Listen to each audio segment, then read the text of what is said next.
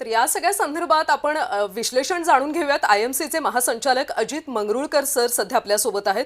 Ajit sir, आपण पाहतोय आज अर्थसंकल्प जाहीर होतोय, अख्ख्या देशाचं खरं तर याकडे लक्ष लागून राहिलेलं आहे। आपण गेल्या काही दिवसातल्या घडामोडी पाहिल्या, ईयू सोबत भारताने ज्या पद्धतीने करार केला, मात्र एकंदर बाजारामध्ये, आंतरराष्ट्रीय बाजारामध्ये रुपयाचं अवमूल्यन होतंय। त्यामुळे आजच्या या अर्थसंकल्पातून नेमकं काय मिळू शकतं असं तुम्हाला वाटतं? आजच्या बजेटवरनं नक्कीच ग्रोथ ओरिएंटेड असणार आणि तुम्ही जे 5 अहवाल सांगितले आहे की जे आपल्या फायनान्स मिनिस्ट्रीच्या समोर आहे, ते सगळे आपल्याला या बजेटमध्ये दिसतील।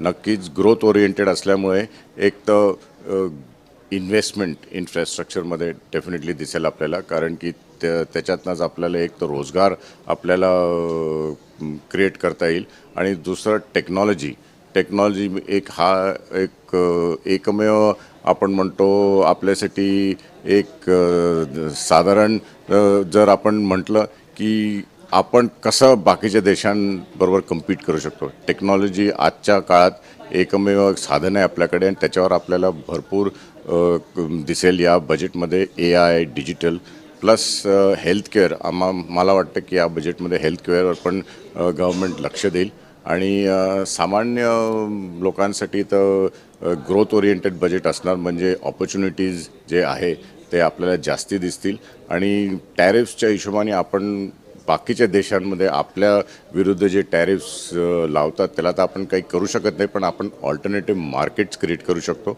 आणि तेच आपण केलं। आता ही जी ईयूची डील आपण साईन केली आहे त्याच्यावर तर ऑलमोस्ट अमेरिका एवढंच मार्केट आपण आपल्या सगळ्या लोकांसाठी क्रिएट केलं आहे आणि या बजेटमध्ये पण त्याच वेगाने आपल्याला प्रगती दिसेल आणि एकतर आपलं ग्रोथ 7% GDP ग्रोथ ट्रॅकवर आहे आणि तो आकडा काही खाली येणार नाही आणि विकसित भारतच्या दृष्टिकोनाने जे आपण सगळी जी हालचाल इतके वर्षे केली त्याचवर या बजेटमध्ये पण आपल्याला दिसेल।